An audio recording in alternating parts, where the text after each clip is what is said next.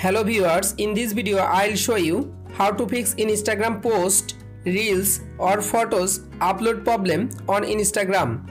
If you want to solve this problem, please follow the step.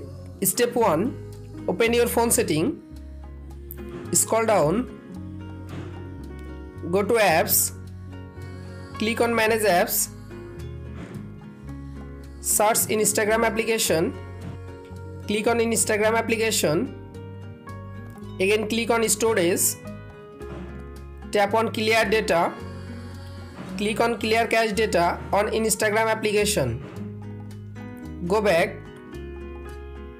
again click on apps permission. You can allow all Instagram apps permission. Step 2. Open Play Store and update your Instagram application latest version. Step 3.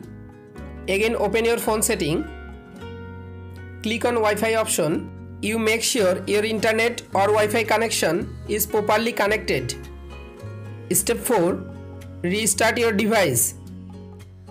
Again open your Instagram application.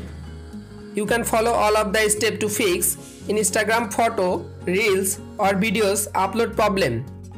If this video helpful for you, please subscribe our channel and like this video.